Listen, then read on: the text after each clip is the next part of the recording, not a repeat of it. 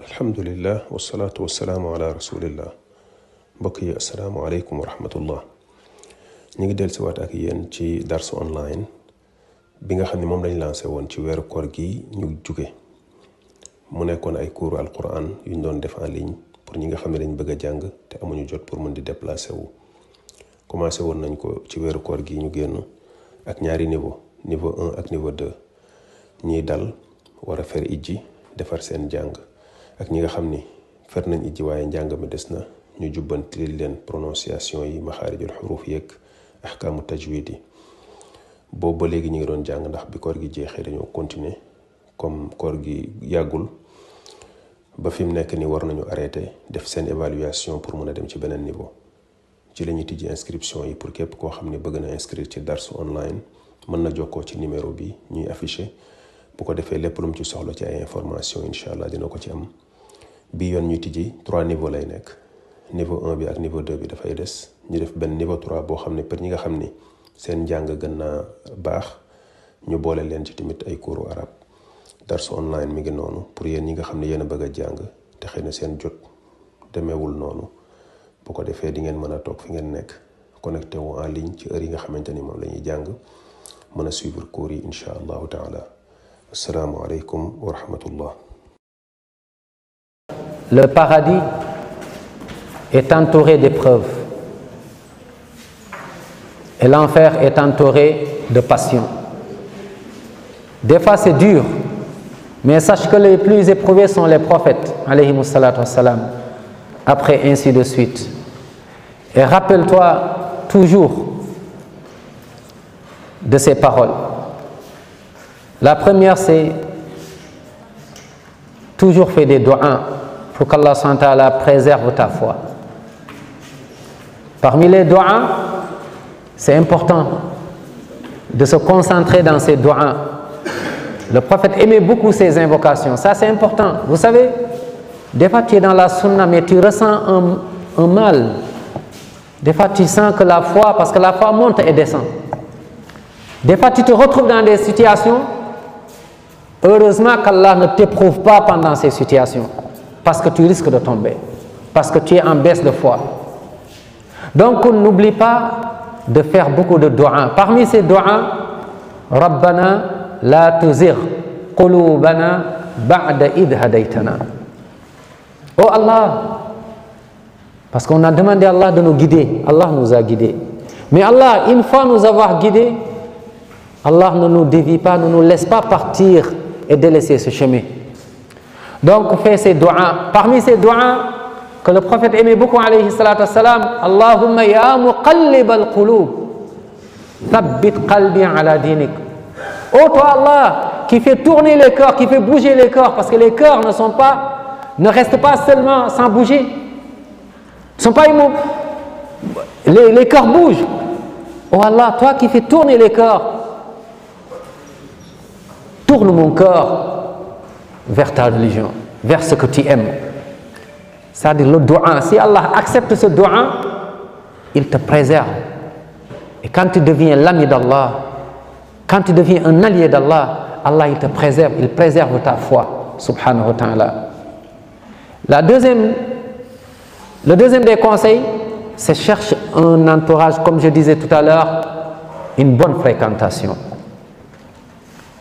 Fréquente des gens qui craignent Allah, parce que tu en as besoin. Fréquente des gens qui te rappellent que cette vie n'est rien d'autre que cette vie est éphémère. Wa mal hayatud dunya illa mata'ul ghurur. Cette vie ne vaut rien. C'est que Shaitan qui nous embellit les choses. Que rien ne pénètre ton cœur. Subhanallah. Regardez cette invocation du prophète sallam. Rabbana la taj'alid dunya akbar hammina. Allahu akbar. C'est dense, c'est profond cette invocation. Allah ne fait pas que dunya soit la priorité de nos rêves. Donc, tu cherches une bonne fréquentation, ma sœur. Des personnes sages qui aiment Allah. Des personnes qui te rappellent d'Allah. Des personnes qui te tirent vers le haut. Des personnes qui, masha'Allah, quand tu tombes, qui sont là pour t'amener. Des personnes, quand tu les vois, ils te motivent parce que Des fois, tu ne lis pas le Coran, quand tu les vois, eux, ils lisent le Coran. Donc, cherche une bonne fréquentation. Ça, c'est important. Et parmi les conseils, mets-toi toujours dans la tête que la mort peut venir à tout moment. À tout moment, tu peux partir. À tout moment, tu peux partir. Et cette vie, je l'ai dit tout au début, on va laisser cette vie. À quoi bon d'avoir, masha'Allah, des milliards et des milliards? Et finalement, tu es destiné en enfer.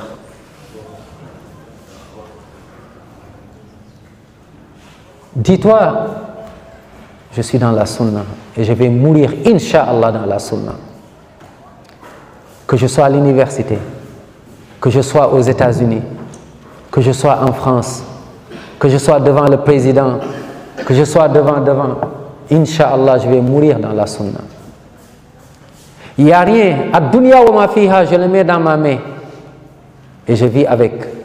Si ça commence à me causer des problèmes, je laisse tout. Mais Allah est dans mon cœur. Le prophète, son amour, l'amour de Prophète est dans mon cœur. L'islam, moi j'ai goûté à la sunna. Qu'on me mette ici un couteau pour me tuer, c'est pas grave.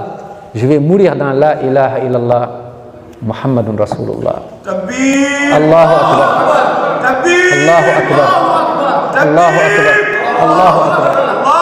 Allahu Akbar. Allahu Akbar.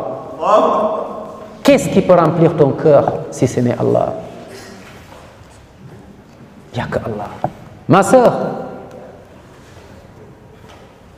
médite les versets d'Allah. Allah s.a. a dit,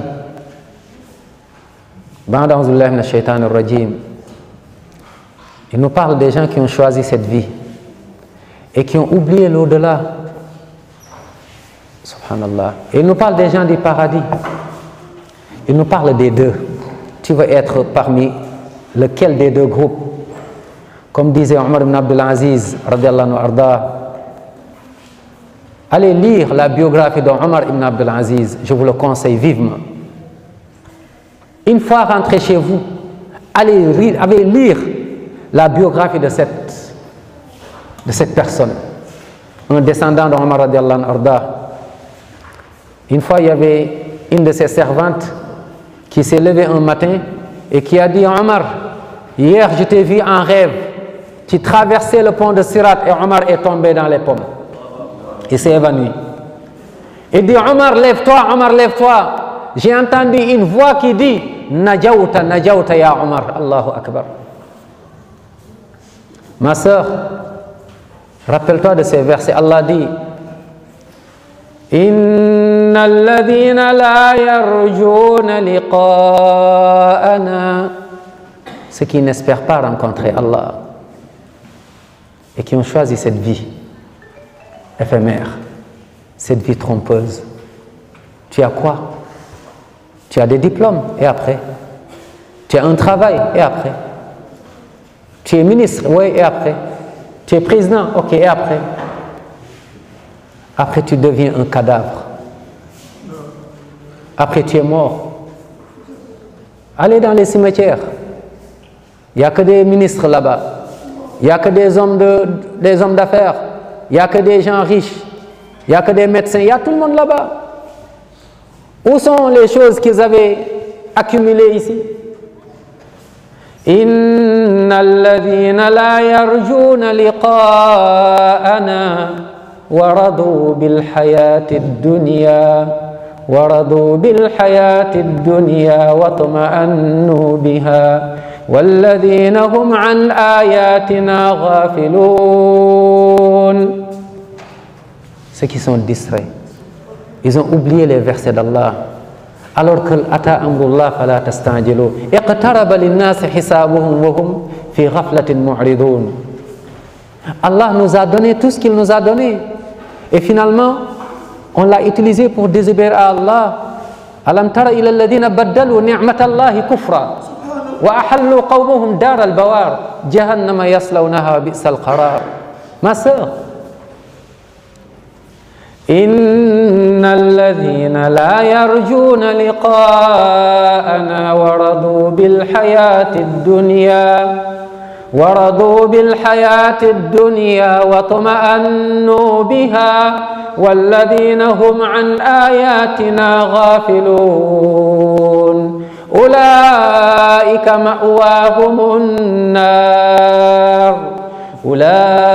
مأواهم النار بما كانوا يكسبون إن الذين آمنوا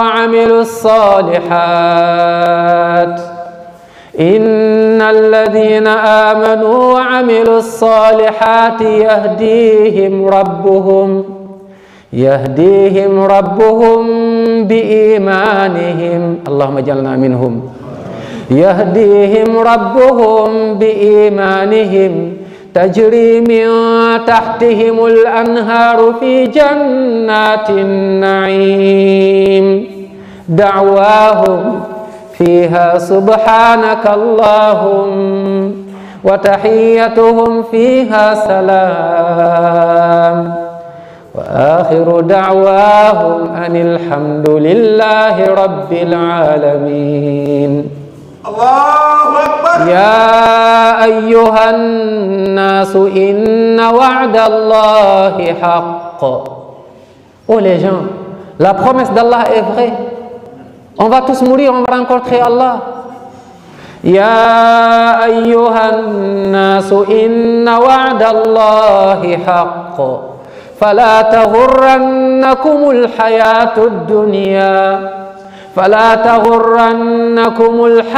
الدنيا. Que cette vie ne vous trompe pas, que le travail ne vous trompe pas, que les postes ne vous trompent pas, que les diplômes ne vous trompent pas, que la beauté ne vous trompe pas, que la richesse ne vous trompe pas, que peu importe ne vous trompe pas. لا تغرنكم الحياة الدنيا ولا يغرنكم بالله الغرور إن الشيطان لكم عدو فاتخذوه عدوا. Shaitan est votre ennemi, prenez-le comme tel. C'est quoi sa mission? Nous, notre mission, c'est d'appeler les gens pour qu'ils aillent au paradis. Nous, notre mission, c'est d'appeler les gens pour qu'ils adorent Allah seul, sans rien lui associer et suivre le prophète Mohammed sallallahu alayhi wa sallam. Nous, notre mission, c'est pour suivre la sunna et éviter l'innovation et le shirk et les péchés. Mais Shaitan, c'est quoi sa mission? Innama yad'u hizbahu liyakunu min ashabis sa'ir. Parce qu'il a juré devant Allah. فبما أغويتني لأقعدنهم صراطك المستقيم ثم لآتينهم من بين أيديهم ومن خلفهم وعن أيمانهم وعن شمائلهم ولا تجد أكثرهم شاكرين. Ma sœur, accroche-toi à la sunna. Accroche-toi à la sunna. Accroche-toi à la sunna jusqu'à ce qu'arrive la mort. Wa'bud rabbaka hatta ya'tiyaka al-yaqin. Adorons notre Seigneur jusqu'à ce que nous arrive la mort. Qu'Allah nous raffermisse, qu'Allah nous guide et nous donne al-ikhlas wal-mutaba'a.